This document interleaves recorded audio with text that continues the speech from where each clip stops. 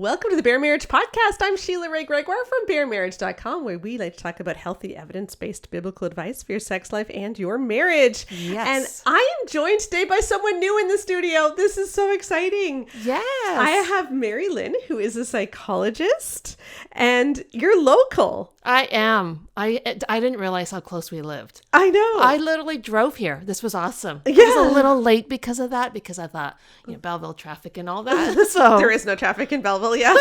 compared to the city, that's true. Toronto, yes. Yes, we both grew up in Toronto. Yes. Yeah, and now you go to Rebecca's church here. I do, and that's how we made the connection. Now, I have spoken with you before years ago, and we've had some encounters, but not really gotten to know each other. Yeah. And then, of course, now that I know Rebecca, that's how we kind of connected. Yeah. So cool. So, so I honestly have people in my quote unquote studio very often. And so I said to Mary, honored. yes, you wouldn't believe what this room looks like what you guys can't see on the camera. But anyway, it works because I didn't realize that this kind of thing deadens the sound. So yeah, we've got my laundry. My laundry hangs up on one side because more clothes deaden sound. So it's great. Yeah. So we are here today to talk about Mary's new book, which is called Rebecoming. Come out of hiding to live as your God-given essential self. And it was released last month at the end of July. Yes. Yeah. So that is awesome. Yes. It's been a whirlwind. Didn't quite know what to expect. But you know this. I mean, you've published books before. So I appreciate sort of being able to sit and talk about it from a different perspective, because a lot of the podcasts I've been doing has been around what the book is about, which I'm happy to talk about, but I appreciate that we're going to do a focus that's more aligned with your podcast topics. Yeah, it's going to be fun. So before we jump into that, of course, I have some thank yous to do. So we just want to thank all those who make this possible. So our wonderful patrons who give money every month, as low as $5 a month, and you can join our exclusive Facebook group, which is super fun. I often brainstorm there before I release stuff to the public. So if you want to be part of saying, no, Sheila, that's not going to work, you can join, that group. And for a little bit more, you even get access to Rebecca's Unfiltered podcasts, which are awesome. And if you want to give to support our research and getting our stuff into peer-reviewed journals and doing pastor training and more that we're putting together, you can get tax-deductible receipts in the U.S. through the Good Fruit Faith Initiative of the Bosco Foundation. And the link to those things are in the podcast notes. Okay, Mary. I need to tell our readers before I start asking you questions that I really loved this book, and I will tell you why. It's because if you know nothing about psychology, Mary goes over everything, and it's so easy and accessible. You'll learn about shame. You'll learn about trauma's effect on the body. You've probably heard things like the body keeps the score, and maybe you don't know what that means. You're going to learn that. You're going to learn what trauma responses are, like fight, flight, freeze, or fawn. You'll learn about attachment theory, all the things that people are talking about. And maybe you hear these phrases, but you don't know what they are or how they actually affect you and why they matter. And this is just, it's not an overly long book. It's not an academic book. It's just really accessible for someone who, maybe doesn't understand a lot of the psychological terms, doesn't know what's going on with them, why they keep hitting the same brick wall, why they're having the same issues in their relationships, why they have fear or anxiety, or what to do about it. And so I really appreciate how accessible this is. Thank you. I tried to make it that way because sometimes people will tell me when I get going, because I like to science geek, and I'll have my friends staring at me with a blank stare. I'm like, oh, okay, maybe I just went a little too science geeky. But I just feel like it's so important that people understand, yes, we are spiritual beings, but we're also physical beings, emotional beings, psychological beings, and we're wired this way for a reason. And if we ignore all that, it's kind of like ignoring that you've got a sore foot or something more serious, and you're just like, well, I'll just pray it away and it'll be fine. But our emotional health, our psychological health is the same thing. We need to examine, understand what underlies what's going on for us, and not just dismiss it. Yeah. So that's kind of like part of the reason why I decided to write this book. And wanting it to, not everyone has the ability to afford going to see a therapist. Yes. And so I thought this is a good start for people who are really wanting to grow, really wanting to break bad dysfunctional patterns in our life, really wanting to gain self-awareness, and even wanting to change their relationships. Because the interesting thing about personal change is it leads to relational changes as well. So that's why ultimately I wanted to write the book. So. Yeah, exactly. And I think that's really important because a lot of people can't afford therapy. It is, or, you don't know who to go to, and it's difficult if you're in a smaller town, and there's all kinds of issues. And what Mary's done is at the end of each chapter, there's exercises to go through, hopefully with someone else. Yeah. And we'll talk about why in a minute. Yeah. But if you just read the book, it'll be really educational as to what, all these psychological terms mean and maybe what's affecting you, but it's not really going to have any transformation in your life. You actually have to do the exercises. Yes, you got to work the program. It's like when you go to a therapist, they give you homework. And so, this is your homework, but it's great homework. And I really appreciate that. Okay, so I was trying to think of how to present this information to our listeners. And one of the things we've been talking about a lot for the last few months on the podcast is that in evangelicalism, a lot of our resources make it sound like your anxiety, your fear, all of your problems are caused because you're believing lies and you're not believing God's truth. Right. And if you just believe this truth or meditate on this verse, everything will be better. And so really, Mary, the problem is with you. That's right. Yes. Just start praying better, think more positive thoughts, think biblical thoughts more. Improve. Just improve. Do it now. Yes. I wish it was that simple. I wish it was. And also, like a lot of, when we were talking about the book Lies Women Believe, when we were talking about the book The Excellent Wife, just so many of the things we've tackled lately, have really made emotions sound sinful. So if you are feeling fear, it means you don't trust God. Exactly. And so you need to repent of that and get back in line with God's will for your life. If you don't, if you're sad or grieving, it means that you don't realize God's bigger plan and you're not accepting his will, and et cetera, et cetera, et cetera. Yeah.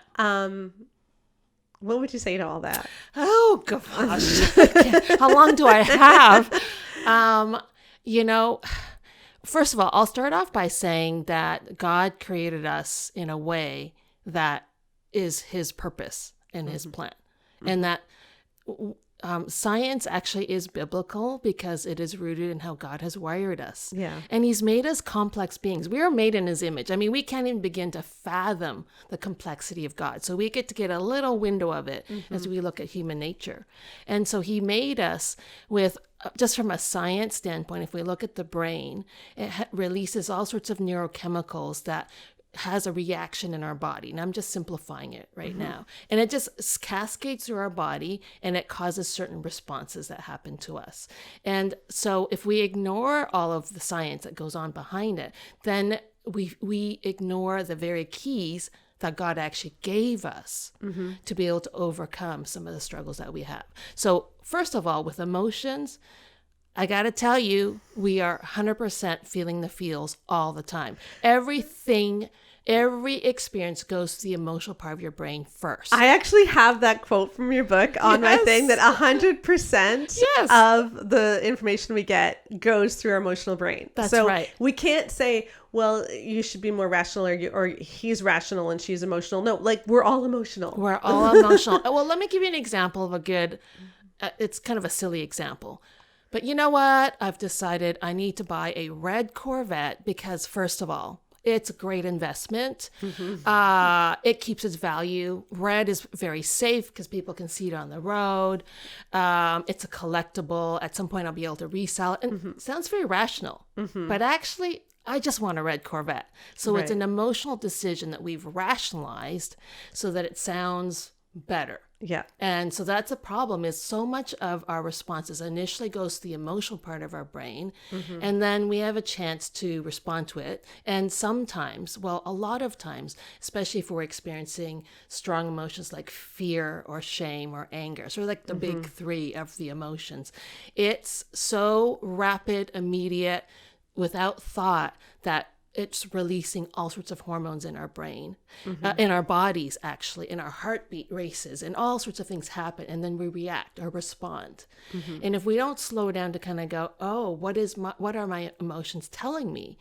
I can guarantee we're going to respond in a way that's a survival-based response, self-preservation, running away from a situation, all sorts of things, which in of itself is not necessarily bad if you are actually in danger, but most time we're not. And so we react in ways that are self-defensive that can actually cause harm to our betterment, because we get stuck in these patterns, and it can harm our relationships as well. And then unfortunately, because these are sort of hot emotions, they hit so fast. We don't have time practically unless we really are intentional. And all our cool emotions, what I call cool emotions, like joy, love, compassion, they take a back seat. They just go psh. So when somebody gets triggered in a big shame response or a big anger or fear response, and they're in self-preservation, self-protective mode, they're not even thinking about how this is affecting other people. So when you think about some of the stuff you talk about why people do what they do, I'm not saying that people are evil or bad in of themselves. It's just that they don't understand why they do what they do and how much of it is actually biological. Yeah. But the good thing is, as a biological being, we are the only species that has the ability to override those natural survival instincts. But if we're not noticing our emotions, we're ignoring them, we're pretending like they don't exist, they are fully in control of us. We're just able to rationalize our actions after the fact. Yeah, exactly. Yeah. One of the things I really, really liked, and I want to read this list to y'all, okay? So a big point that you make at the very beginning of the book is that we're Stone Age beings.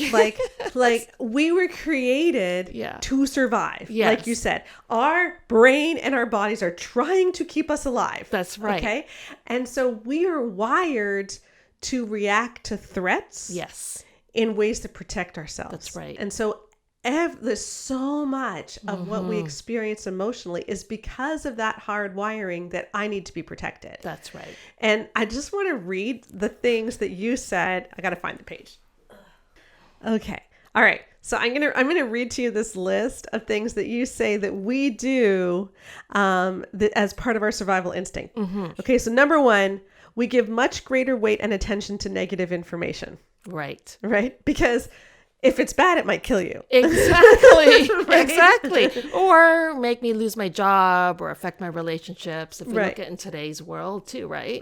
Yeah. So when something negative happens, we give a lot more weight to that than Way in positive more. things. And we focus on it a lot more. We do. And that's not you failing as a human being. That is the way that our brains Survival. are wired. Yep. Okay, number 2, we're really protective of our stuff, especially when threatened. Yes. Our territory, our reputation, our capacity to earn a living, all those kinds of things. So think about some of the decisions that people have made over the years and how much it was out of self-protection. Yeah. Because, hey, you need food, et cetera, to survive. Yeah. Okay, 3, we really don't like change and prefer the status quo, even if it's dysfunctional, over risky change with no guarantees of success. Yes. Yeah. Yeah. And again, Stone Age brain. Stone Age brain, because at least I know it's predictable. It may be uncomfortable, but it's the same. And I know I can handle it. And the thing that's also really interesting about our brain is so highly adaptable. So we can be in a highly dysfunctional situation and our brain gets used to it. Yeah. And so when it gets used to it, it becomes, well, it's at least known. What's out there is unfamiliar. That sounds more scary. That's more risky. So I'll just stay in this dysfunctional situation. And that happens to so many people in so many relationships. Right. And remember, I'm giving this list not to say these are morally bad things we do or that we do these because we're sitting. The case you're making is this is hardwired into us. This right. is our natural instinct. Okay. Yeah. Number 4, we automatically classify others as friend or foe. Yes, that's the tough one. Yeah, because this gets into prejudice and discrimination and everything, in groups and out groups. It does. Like as humans, we naturally say, "Are you with me? You're either with me or against me. You're either me or you're not me." That's right. That's right. Well, because our needs are for survival typically are in groups, larger groups, because as we have a group of people, we're more likely to survive. Right. So we're trying to figure out who our group is. And now there's a whole other God-given longing to belong. That's a whole other topic right there. But we don't look necessarily for belonging. We look for fitting in, where we feel like we're going to be most safe to survive whatever our circumstances are. Right. So you can already see where that could go. Yeah. I'm just thinking of you see this so much in like middle school girls, right? Oh. They'll join a clique with girls they don't even like. Yeah. You know? Yeah. But they want to fit in. They want to fit in because and the problem with fitting in is that you have to follow the group rules. Mm-hmm. You have to act the way they expect you to act. You often have to mask and pretend to be someone you're not so that you fit in, because the cost of it otherwise would be you get kicked out, and then there you are at risk again from a survival standpoint. Yeah, right. Okay. So number 5, we barter information, like gossip, in other words, and manage relationships for our benefit. In other words, we manipulate. I know. Because we're social beings, right? Yes. And we need to make sure that we are firmly in the in-group. That's right. And the way we do this is by gossiping to make other people not as in as us. That's and right. by manipulating to make sure that people stay close to us. Right. And also even to get resources, getting access to power often requires a level of manipulation. I mean, there's healthy ways of doing that, but right now we're just talking about the survival instinct and being aware that sometimes I have to pause and go, oh, I did that thing because I actually was about me, and it wasn't actually about what I say it's for the group or for the betterment of mankind because I'm helping them or whatever it might be. Yeah. Right. Okay. Number 6, we learn to be friendly and empathize with others to build peaceful social alliances. This is the first good one, I think. I know. It's true. Yes, but it can also be used like all of these instincts, because they're neutral. They're not sinful, bad. They're just human wiring that God has given us as a way to survive and thrive and all of that. But every single one of them can be used for good or bad. Right. So this thing about being able to develop connections is really good because we're wired to do that. But we can also use those connections for ways it's not always for the betterment of others. It's like our own selfish means, right? So that's part of the challenge. But I think what's interesting too, but this is a survival instinct, is we are not created to be alone. No. Then this is the huge thing. And this is actually a huge part of healing, which we'll get to later, is you really can't heal alone either. No, we can't. Well, this is getting into some of the science as well, is that our brain wiring literally gets rewired through connections from birth. And the good news is if you were raised in a abusive home and you go, oh my gosh, I didn't get any of that nurturing, you can find healthy relationships today and you can rewire your brain. And then that means your brain will have better responses, more positive feelings in relationship. Like it's impossible to do it on your own.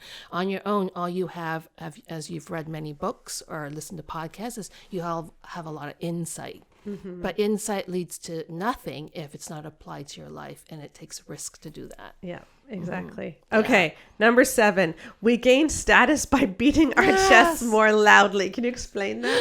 Well, how many followers do you have on Instagram? Well, first of all, mine sucks. So I'll just tell you that right up front.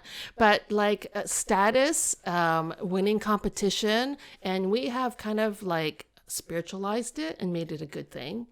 Oh, so-and-so has a church with, X thousands and thousands of people. He or she must be very successful. Yeah. God is blessing them. is blessing them. Yeah. Clearly they're doing something right. And so it just...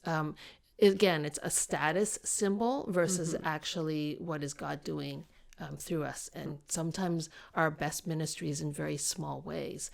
So I got to be honest, the science shows that it's men in general who are more likely to do that in competitive ways.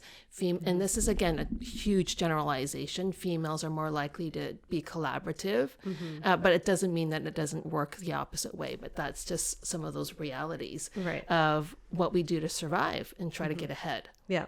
Yeah.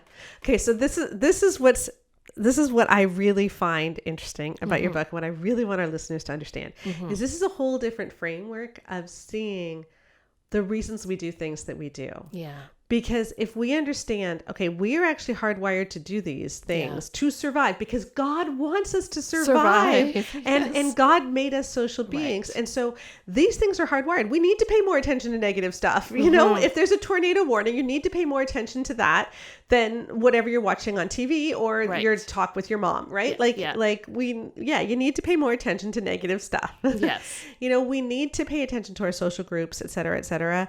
And we might even need to, for the sake of our kids, you know, manipulate whatever to get them more food in some of these social groups or whatever it might be, right? So this is how we're hardwired. The thing is, though, you know, Jesus comes in and says, but now I'm going to show you a better way, which is we this is our hardwiring, but now we get to choose. And we get to choose how we act. Yeah.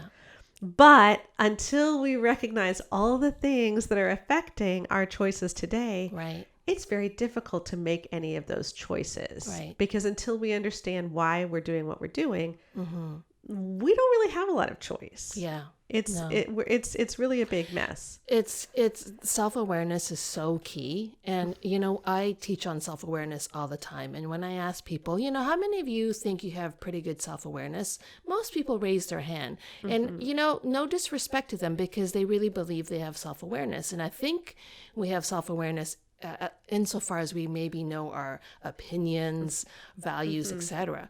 But self-awareness in the true sense is, how do people experience me? So how self-aware am I? Like, what's it like being on the other side of me? So I might have good intentions in a certain situation, but if I act in a way that's hurtful to another person and I'm not aware of that, then that's a lack of self-awareness. So Tasha Eurich writes a really good study that she did. Only 10 to 15% of us actually have true self-awareness. So if it's that low, right, we have a long ways to go. And she has a little questionnaire you can do. And I was shocked. Well, I shouldn't be shocked. I mean, I do this to myself all the time where I do these self-assessments. Like, oh my gosh, I'm so much worse than I thought.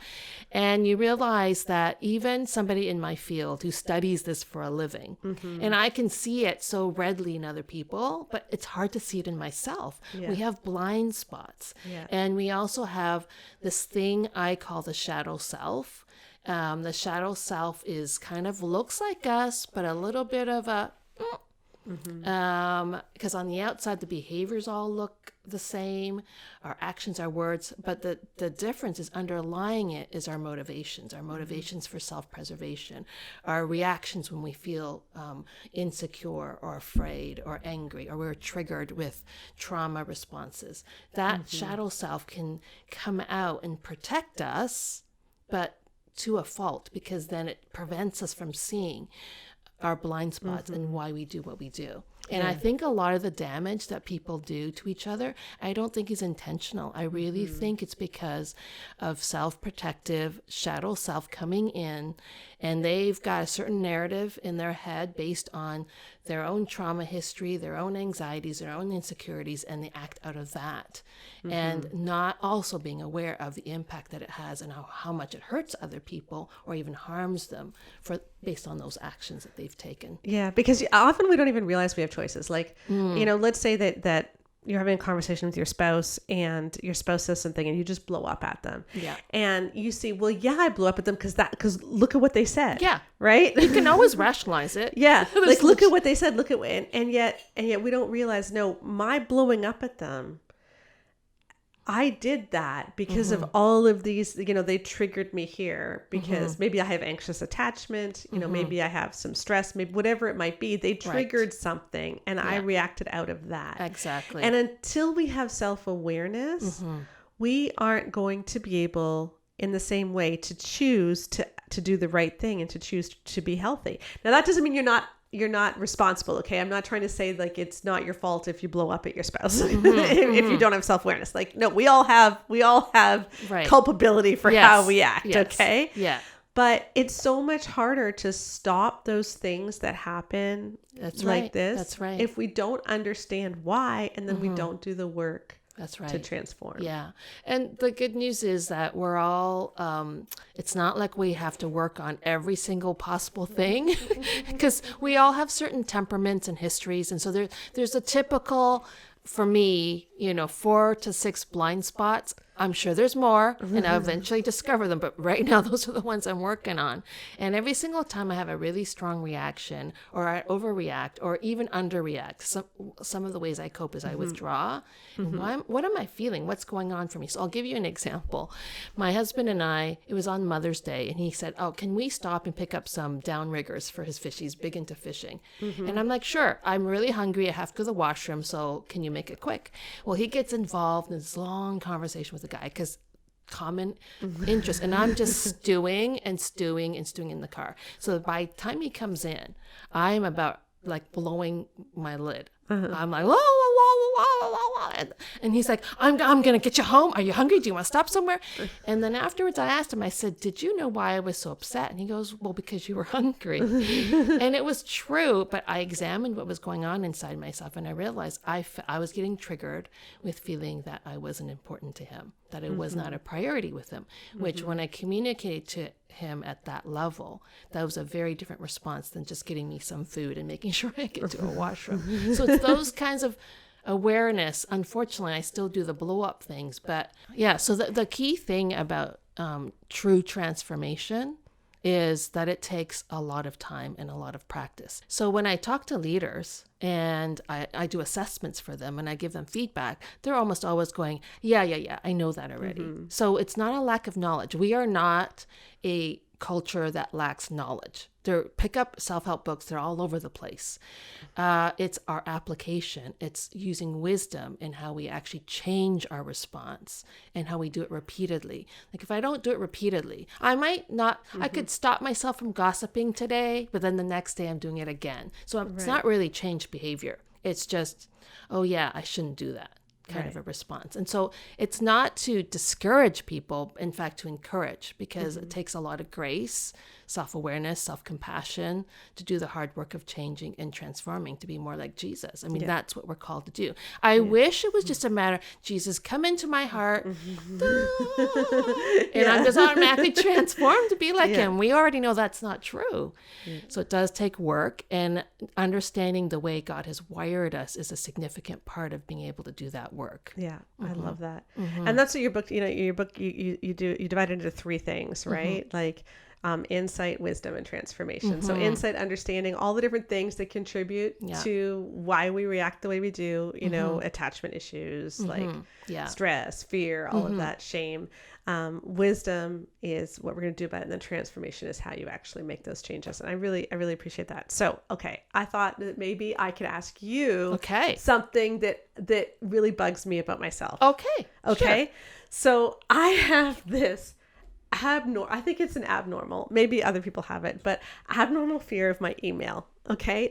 I find email paralyzing, or just messages in general, because I'm always afraid they're going to be critical. So a couple of months ago, I had that video that went viral, the sermon clip of Josh Howerton, Josh Howerton, the wedding night, where he was telling women to do what he tells you to do.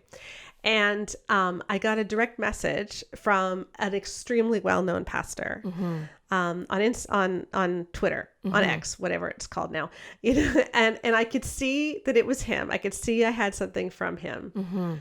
But I was so afraid to open it. And this happens to me all the time. And I had to get my husband. I said, Keith, you got to come down here. So he had to come downstairs and he had to look at the message. I said, don't show me the computer. Just look at the message. Just look at the message. Tell me it's okay. Tell me if it's good or bad and what I should do. And it was actually quite funny. Like it was a very, very good message. But I was just so afraid of it. And I get that with my email too. I have an assistant who goes through all my emails, and she only puts the important ones in my box. So I don't necessarily see most of the messages that come in, but even in my direct messages, if a message starts with like, Sheila, I want to start by saying how much I appreciate, and that's often all you can see. Yeah, that scares me because I'm like, but there's a but coming. There's a but coming. There's a but coming. Yeah, and I find it so hard to look at messages, and I actually do like my daughter has access to a lot of my accounts, and often I'll say, okay, you go read the email and tell me what it says. And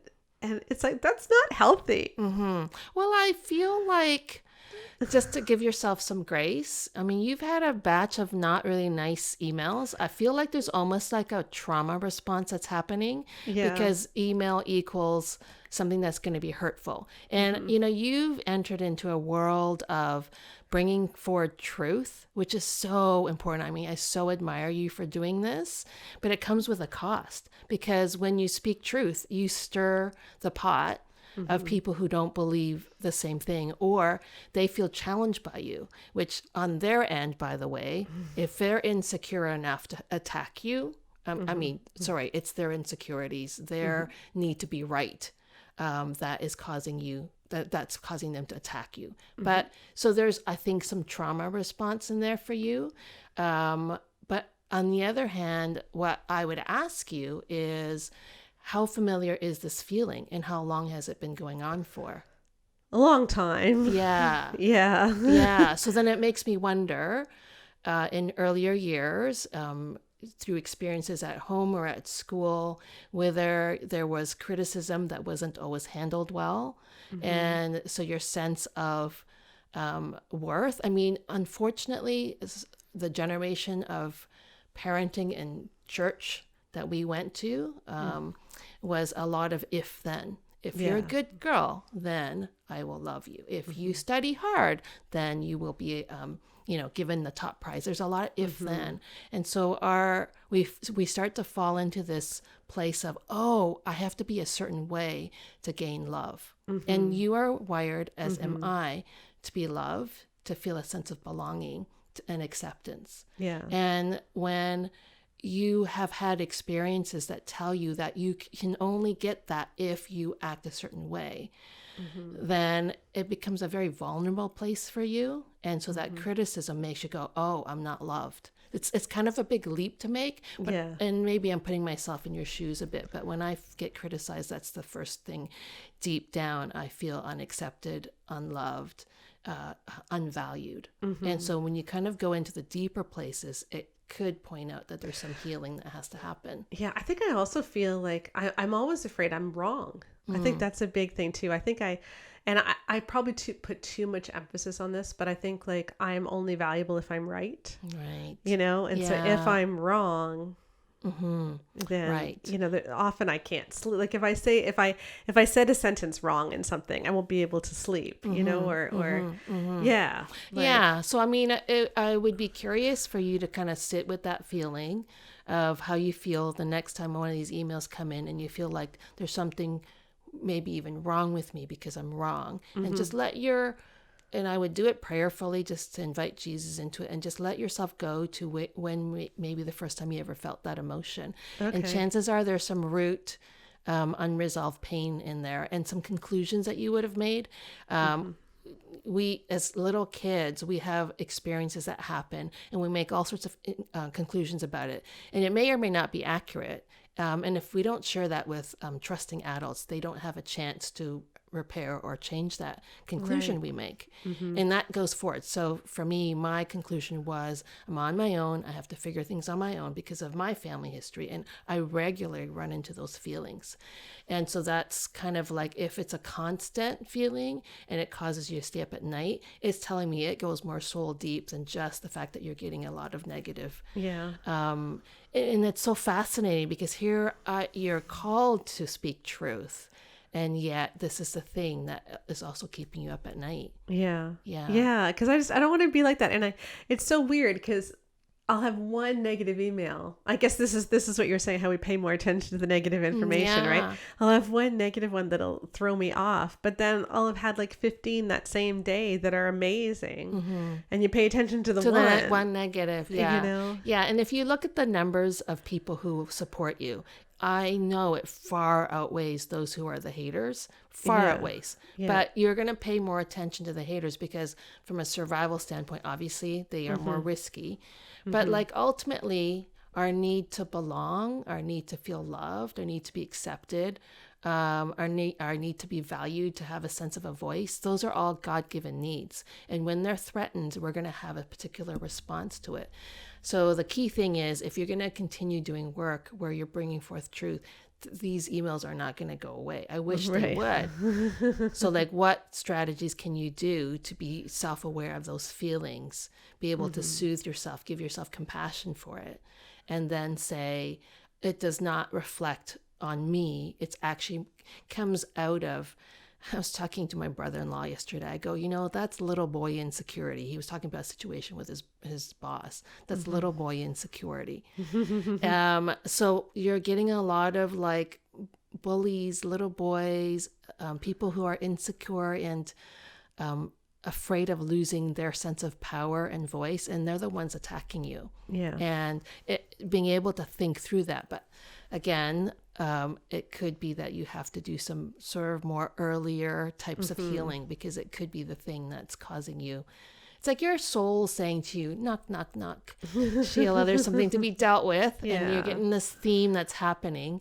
It's probably worth investigating, and you might need to do some deeper diving into what that looks like. Yeah.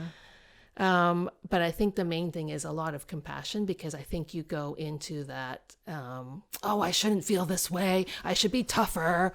Yeah, I am talking about all this tough stuff, and I should just like tolerate it. And I think that's being unkind to yourself. I mean, self-compassion isn't ignoring the fact that things hurt. It's not denying that. It's being really real with it, and it's giving yourself, what are those safe things that you can do for yourself that can soothe you, that you can connect with God and with those people who love you and can reassure you that you are loved and you are wanted and you belong. Yeah. So that it kind of helps from those. And we talk here at Bare Marriage a lot about what is wrong with sex and marriage teaching in the church. But did you know that we also have courses to help teach you what is right? We have an Orgasm Course, which is just awesome. If you are one of the many women who has had trouble reaching orgasm and you're just not sure if you're ever going to get there, we have something for you to give you hope and to give you really practical help. It's totally evidence-based. We scoured the literature looking for all the essential ingredients to orgasm, and we've laid it out so well for you. So check out our Orgasm Course. The link is in the podcast notes. And then I used to do the strategy, which is the stupidest. I don't know if it's stupid. It worked for me. I used to do a lot of work where I was encountering a lot of candidates who were trying to be police officers. And we had to turn down a number of them. And so I had to wake up every morning, because I would get all sorts of, they would stomp into my office. They would threaten me. There's all sorts of stuff happening. Oh, wow. I know. I had to just say to myself every morning, which was, I don't know why, but I just said to myself, you know what? As I wake up today, there's somebody who doesn't like me right now and is thinking bad of me, and I am okay. And I kind of had to talk myself through that, which was a weird thing to do, but it worked. Right. Yeah.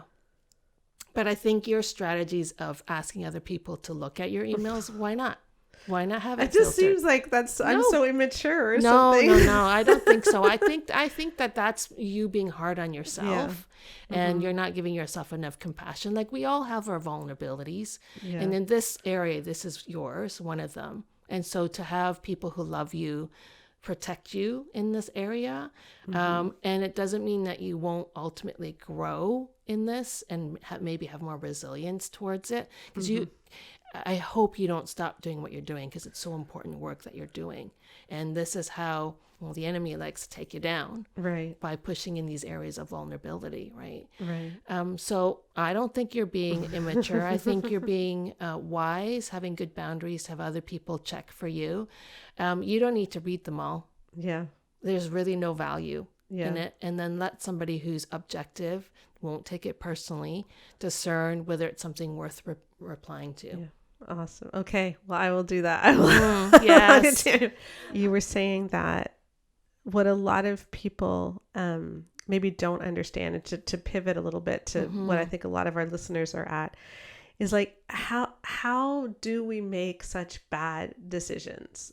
You know, when you end up, let's say, with an abuser, you end up staying with an abuser. Like why do we do that? Or why do abusers do what they do? Because we tend to see it as like, well, she must just be weak and he must just be mean. Right. Right. Or vice versa, if she's the one who's abusive. But like, Right. How do we get into these terrible right. dynamics? Well, you're getting into the whole area of codependency now. We don't come into adulthood or relationships unbroken. We come in with broken bits. And in our desire for healing, there's something about this thing where we tend to be attracted to people who repeat past patterns in the hope somehow unconsciously that we can change those patterns. And so if we grew up in a very controlling, like legalistic home, you might go sort of the extreme and think you married somebody who's not, but they can still be kind of dominant in an indirect, passive aggressive way. But you find yourself in that same place. So when you're not self-aware of your hurt and you're not dealing with your trauma, you are very, very susceptible to falling into unhealthy relationships. That's just the way it is. But I don't think it's that binary as good and bad. I think all of us have good and bad in us. And all of us have good and maybe not so good intentions. It's the self-blindness that leads to a lack of awareness of our human capability to cause each other great harm. And, if we look at Jesus as an example of love and it's sacrificial, it's always for the other person. It's always for serving the other person. That's a very, very different picture. And I really think he came to show us what that looks like. And so he's giving us a model of what we could be. I mean, we are made in God's image. We all have that potential to be like him as we continue to mature. He's given us that model. But when we stick with right beliefs or wrong, you're wrong, I'm right, and all those survival things we talked about, in and out group and all those things, we are going to stay stuck with that. Yeah. And then the problem is once we're in a dysfunctional relationship, it's hard for us to, first of all, part of how we cope is denial. Oh, things aren't that bad. Yeah.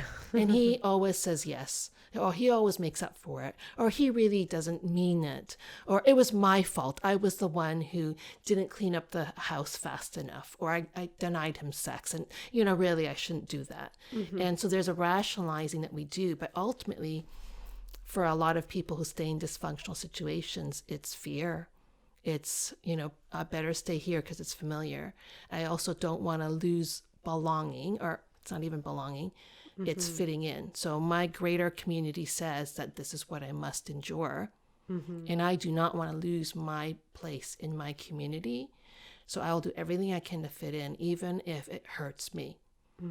And the thing is, Jesus gives us freedom. He really does. And freedom means true belonging. And true belonging is the freedom to have agency. He loves co-creating with us. Even Jesus himself is not a dominating, you must do it this way. He's not a rules guy. He's a love guy. And so he likes to co-create with us, which means he gives us great agency. He has so much compassion for our brokenness and our broken bits. And he wants us to grow and he wants us to heal, and all this beautiful imagery and truths about Jesus. So if you're in a situation that's not allowing that to happen, then the question is, A, what's keeping you there? What are your injuries, traumas, fears that's keeping you there, beliefs? And then B, what is your fear of what happens when you go out there? Like the risk, financial, like a lot of women will say financial risk. I will be excommunicated from my church. My kids will, whatever. And there's lots of reasons for it. So I'm not saying it's an easy journey, but I'm saying it's a doable journey. It's a necessary journey to have that free life that Jesus promises. And I don't mean freedom in the way the world thinks of freedom, because freedom isn't, I can do whatever the heck I want and it doesn't matter. Freedom is more that I can live out of my true essential self as God has made me to be, with agency, with a voice. I matter. And what I have to say also matters. And what God is asking me to do, what I'm capable of doing also matters. So if I'm in an environment that doesn't allow that to come out, something has to change. Yeah. That's so good. Yeah. That's so good. And that really brings us to the title of your book, I think, because you explain your book, you explain the title in the first chapter, where you said that, you were originally going to write a book that was about the Me Too movement or the Church Too movement, but then you realized there was something far more fundamental. Yeah. Which is like, you called it what? You need to unbecome? Yes. Unbecome everything that you have become. Right. Yes. You have to unbecome all the things that you thought you had to be to feel like to be loved and accepted, to then rebecome all the things that God has made you to be, your true essential self. And in the first part of the book, I talk about what I mean by essential self, because a lot of people talk about their true self, soulish self, whatever. I chose essential self purposely because when you look in the scripture, the word for soul in the Hebrew language is nephesh, which actually means you are a soul. Like it doesn't translate directly. It's you are a soul, not you have a soul. Right. And then when God says, let's make humankind in our image, that word image is essence. So we are made to be a soul with the essence of God. And all of us, because God is so vast, we get to reflect some tiny aspect of his glory to this world. And if you think about a Christmas tree with all the lights, one of those lights not blinking, you see it right away. They're all shining. It's this gorgeous scenery. And I think that if true freedom is our ability to shine our light in the way that we're wired to shine our light. And it's a journey because we have so much stuff that prevents us from doing it, whether it's external or internal. But I have to say, it's the internal that holds us back the most. The self-sabotage, the feeling like I don't belong or I'm too scared to do this. Because once the inner change happens, the outer begins to change as well. I love that. Yeah. So one of the things that really struck me in your writing too is you kept encouraging people to heal in community. So as you're working through the book, get someone to talk about it with you, get a group forming where you can talk about what you're learning after each chapter. I think, when I think back on a lot of the self-help books that I've read, a lot of them have been focused on, you just need to get this right about God. You just need to work through how to belong with God. And it's just between you and God. But God did create us to be in community. And I think I've missed that part, that it's very hard to transform on your own. Yeah. You gave a beautiful story. I'd love it if you could tell people about how you were dealing with a lot of shame, and then you went and talked to your mentor. Yeah, could you tell that story? I might cry if I tell it. I'll try not to. I walked away from the church in my teen years. A lot of church abuse and issues. There was some sexual abuse there as well. And ended up marrying a non-Christian who is now a Christian, but at the time he wasn't. And so I kind of wasn't walking with the Lord for some time. And in that period of life, I was living in the world full out. And when we started thinking about having kids, I said to Peter, I wouldn't mind them kind of growing to know God, because that was still something super foundational in me that I longed for. And he was like, well, okay. So we checked out a few churches and finally found one. And as I began to draw closer to God, it's so funny. The very first thing I started to go through was the legalistic aspects of it, which is I have to be as holy as possible. I have to try harder. I have to serve, all of those kinds of things.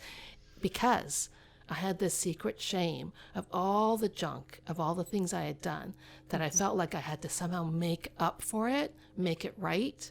And it just wasn't working. And I felt like I was one step away from being discovered as a complete imposter. So it was up late one night. I mean, I had spent many nights just like, what am I going to do? And I was rising up in influence because I can speak, and in the work that I do, I was getting referred people. People are coming for Christian counseling. And I'm like, I'm the biggest fraud here trying to do Christian counseling. And then one night, I was wrestling. I heard the Lord say, you need to tell your mentor everything. And I immediately went into like fear mode, freeze mode. No, but I couldn't let it go. So the next morning I call her. I go, is it okay if I come over? She says, sure. So I come and I sit down. I said, I just had a terrible night wrestling through this, and I feel like I need to tell you everything. So I sat there for about 30 minutes and told her every single possible thing I'd ever done. And she sat there with this look of love on her face. She said nothing. She just leaned, nodded. And then at the end, what she did was she leaned over and she touched me in the face. There were actually both hands. And she was like, my dear, you are forgiven. And it's not like I didn't know it in my head, but the experience of somebody who's so godly, so mature, so wise, hearing all my junk, and then cupping her hands and just showing me such love and acceptance and forgiveness. It's that felt experience of forgiveness, as opposed to intellectually, I know God forgives me. And the fact that she never changed how she thought about me. We continued to meet. She never brought it back up again. It was just like, it's finished. And so that was one of the most healing experiences I've ever had. And so I think the key part of doing community with others isn't just so that we bring each other meals, which is nice, but it's really being able to be truly vulnerable. And vulnerability is one of the hardest things on the face of the planet. It is probably, if you can do vulnerability, you are the bravest person ever. And it's really hard to do. So vulnerability is with trusted people, going into some of the stuff that really are what's going on for you, your struggles, your fears, your insecurities, all the mistakes you've made, the things that you're ashamed of. And when you can be greeted with a sense of acceptance, that there is healing in that. I love that, because like you said, she didn't say anything you didn't already know, right? But somehow we can know it here, and it doesn't penetrate. It doesn't penetrate until somebody else, a person with skin on, right? Like someone else says it. The same things that Jesus has already said to you. But sometimes we just need someone else in community to say it. Exactly. And I that made a profound influence on me when I read the book. I'm like, that's what I'm missing. I've been trying to do too much of this alone. And that's what I'm missing. So, and actually, back to your point about what you're saying about being afraid of looking at the emails. I mean, having your community of people protect you. There's something about that. And just saying that that's okay. I'm not weak. I'm just being wise and protecting my heart against what I don't need to know. That's actually nice. That's nice to reframe it that way. Okay. And then to also consider beyond that, because, friends who might live different lives and have different perspectives, and they can just hold you, have your back. And you're allowed to complain and whine and do all that stuff, even though deep down, no, I'm going to pull myself back together and I'm going to jump back in and keep doing this because it's so important. It's what I'm called to do. Right. So having this community around us, that's what helps us to be able to handle tough stuff. It helps us to deal with our shame. It helps us deal with what we're afraid of. I mean, having people who have our backs, oh my gosh, there's so much power in that. And there was a study where they, I'm just going to say it really quickly, where they had people holding a knapsack and looking at a hill, and they would estimate how far it was. And I'm making up numbers because my numbers are bad, like 100 meters. And then they put a knapsack on their back of like 200 pounds. And then same mountain, 150. Suddenly it got bigger. And then they had somebody stand next to them who was a trusted person, didn't say anything, didn't even take the knapsack off their back. They just stood next to them. And that person went back to, it's 100. And so it's the knowledge that somebody's with you gives you strength to fight the dragons that you have to fight. That's so significant.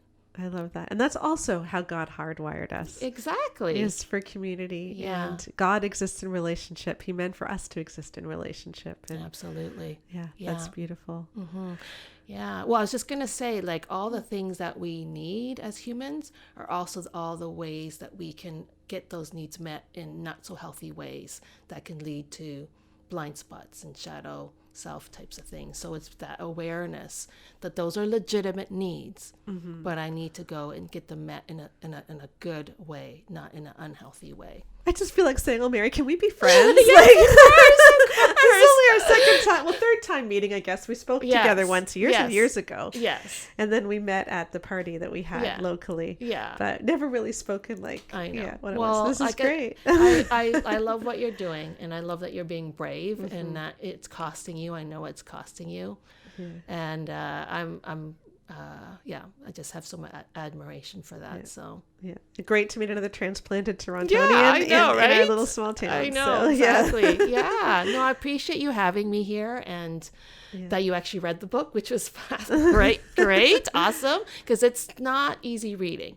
I always say my books need to come with a bit they're easy reading in the sense of like it's very accessible. It's not academic or confusing. It's just like deep. It's deep. This is going to uncover some things. Yes. So I really appreciate that. So the book again is Rebecoming by Dr. Mary C. Lin, and Mary is Merry, like Merry Christmas. Yes. And where can people find you? Well, my website, drmary.com, again, Merry. And the book is available on all the different, Amazons, Barnes and Nobles, all the different books. And it's available in hardcover, softcover, ebook, and also audiobook soon. Yes. I think it's already available by the time this is out. Yeah, I think so. Yes. Okay. And I will put links to the book and to drmary.com on the podcast notes. So thank you so much. Yeah, thanks for having me, Sheila. This is great. One of the things I love most about being able to do this podcast is bringing you these resources that I think are awesome and letting you all know about them, because I know that therapy is expensive, and I know that often we talk about some of these concepts like trauma and attachment, and not everyone knows what they are. And I just found Rebecoming to be one of the best books that I've ever read that explains all these things in really easy terms, but also gives you such practical exercises to work through things so that it's not just about head knowledge, but it's about really changing your life. So it's a really inexpensive book, and I really encourage you to get it. So thank you for joining me on the Bare Marriage Podcast. Remember that you can support us by rating this podcast 5 stars wherever you listen to it, telling other people about it, joining our new Facebook page because our old one was hacked. So we're having a great time on our new one. And if you want to get an exclusive Facebook group where you can actually interact more with me, please join our Patreon. It's such a fun place, and you can join for as little as $5 a month. So the link to all those things, including the wonderful book Rebecoming, are in the podcast notes. And I will see you again next week on the Bare Marriage Podcast. Bye-bye.